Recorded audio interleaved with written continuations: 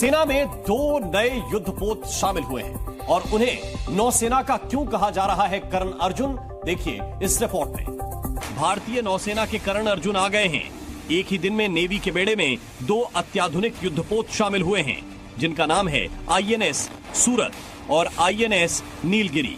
इससे ये पता चलता है कि इंडिया इज फुली रेडी, ठीक है, कि इंटरनेशनल वाटर्स में चाइना का और पाकिस्तान का मुकाबला करना है। चाइना का वो इसलिए करना है क्योंकि उनके लिए ज़रूरी है, और पाकिस्तान का तो ट्रेडिशनल राइवल है चाइना।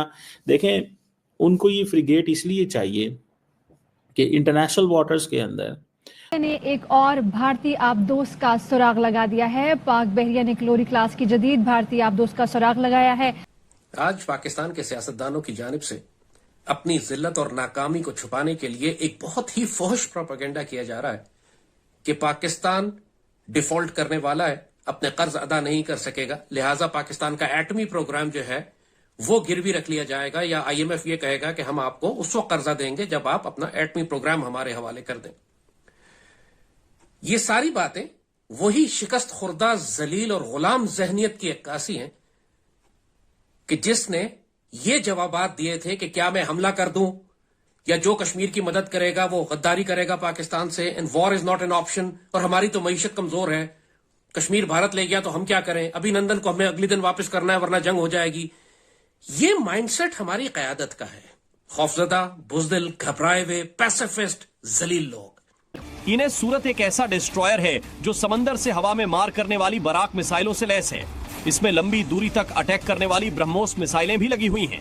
इसके रडार सैकड़ों किलोमीटर दूर तक दुश्मन पर नजर रख सकते हैं, और समंदर में ये युद्धपोत 56 किलोमीटर प्रति घंटे की तेज रफ्तार से चल सकता है। इसके साथ ही ये भारतीय नौसेना का पहला एआई या आर्टिफिशियल इंटेलिजेंस से लैस युद्धपोत भी है, जो एआई का इस्तेमाल करके और भी ज्यादा खतरनाक बन जाएगा। नेशनल ऑब्जेक्टिव क्या है? हमारा national objective great power competition नहीं है। हमारा जो नेशनल ऑब्जेक्टिव है पावर प्रोजेक्शन नहीं है। हमारा प्रोजेक्ट प्रॉब्लम जो है that is to defend our own maritime waters, ठीक है जी। और इसीलिए हम ज्यादातर लैंड बेस्ड जो एयरक्राफ्ट हैं वो उसमें ज्यादा है, तो जिसकी वजह से हमारी जो ऑपरेशनल फ्लेक्सिबिलिटी जो है वो उतनी नहीं है। फिर आप देखें सबमरीन्स, अगर आप इंडिया की देखें कि जो सरफेस कॉम्बैटेंट्स हैं, जैसे इंडिया के पास एडवांस वॉरशिप्स हैं, इंडिया की जो फ्लीट है सरफेस कॉम्बैटेंट्स का, वो उसमें आईएनएस कोलकाता है, क्लास डिस्ट्रॉयर है, फिर शिवालिक क्लास है, फ्रिगेट्स हैं, उसके अंदर state of the art sensors हैं, रडार्स हैं, मिसाइल सिस्टम है। ये सारी की सारी इंडिया के मैरीटाइम बॉर्डर्स को प्रोटेक्ट करती हैं इंडियन ओशन के अंदर। फिर इंडिया ने अपनी वो सारी की हुई है। इंडिया की न्यूक्लियर डिटरेंस है, पाकिस्तान की कन्वेंशनल फ्लीट है, बिकॉज वी डोंट हैव ये न्यूक्लियर ट्राइड नहीं है हमारे पास। आईएनएस नीलगिरी एक स्टील्थ फ्रिगेट है। ये सूरत से साइज में छोटा है, लेकिन दुश्मनों के लिए ये भी बहुत बड़ा खतरा है। नीलगिरी दुश्मन के रडार से ओझल होकर काम कर सकता है।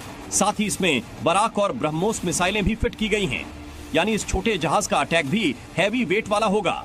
सूरत और नीलगिरी दोनों ही भारत के स्वदेशी टॉरपीडो वरुणास्त्र से लैस होंगे। ये दुश्मन के जहाज और पनडुब्बी दोनों को टारगेट कर सकता है। ये नेवी के वो युद्धपोत हैं जिन्हें भारत में ही डिजाइन करके बनाया गया है। इनमें लगे ज्यादातर हाईटेक सिस्टम भी भारत में ही बने हैं। इन्हें सूरत को रिकॉर्ड तोड़ 31 महीनों में तैयार करके भारतीय नौसेना को सौंपा गया है। दुनिया में एक कायदा है डिप्लोमेसी का, फॉरेन पॉलिसी का, वो ये कि आप you do not get what you deserve, you get what you negotiate. आपको वो नहीं मिलता जो आपका हक है, आपको वो मिलता है जो आप मुज़ाकरात की टेबल पर अपनी बहस और दलील से, आर्गुमेंट से जीत के आते हो। भारत में ये कमाल का उन्होंने इस फन को, इस आर्ट को डेवलप किया है, डिप्लोमेसी एंड फॉरेन पॉलिसी। अपनी मैदान जंग की शिकस्त को भी वो डिप्लोमेसी और फॉरेन पॉलिसी के जरिए अपने हक में तब्दील कर लेते हैं। और पाकिस्तान के पॉलिटिशियंस और हमारे डिप्लोमेट्स को ये फन आता ही नहीं है। जहनी तौर पर गुलाम, खौफजदा, घबराए हुए, जैसे मैंने कहा क्या मैं हमला कर दूं मेंटालिटी, पूरा आपके मुल्क लेके चले गए। 1 करोड़ की आबादी आपकी कश्मीर की दुश्मन हड़प कर गया, और यहां पे ये सड़क का नाम तब्दील कर रहे हैं, धूप में खड़े हो रहे हैं। तो दोस्तों स्वागत है आप सबका आज की इस वीडियो में।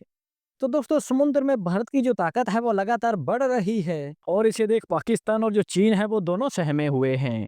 और समुद्र में भारत की ताकत को देखते हुए पाकिस्तानी और चाइनीज का कहना है कि भारत में भी करण अर्जुन आ गए हैं। तो दोस्तों इस हवाले से जैसे ही भारत ने इसका कामयाब तजर्बा किया है, तो पाकिस्तानी मीडिया जो है और जो चाइनीज मीडिया है, उनको सांप सूंघ गया है। तो दोस्तों इसकी खासियत ये है कि इसका जो रडार सिस्टम है, वो सैकड़ों किलोमीटर दूर दुश्मन पर नजर रख सकते हैं। तो वहीं आईएनएस नीलगिरी में तो रडार सिस्टम से गायब होने की जादुई क्षमता भी डाली गई है। तो दोस्तों इस हवाले से अगर पाकिस्तानी मीडिया की बात करें, तो पाकिस्तानी मीडिया का अभी भी यही मानना है कि जो पाक नेवी है, जो पाकिस्तान की नेवी है, वो भारत की नेवी से ज़्यादा मजबूत है। और पाकिस्तानियों का कहना है कि पाकिस्तान की नेवी ने भारतीय नेवी को धूल चटा दी थी। वेल तो दोस्तों आज के लिए इतना ही। अगर वीडियो अच्छी लगे तो वीडियो को लाइक और चैनल को लाजमी सब्सक्राइब कीजिएगा। तो हाजिर होते हैं एक नई वीडियो लेकर।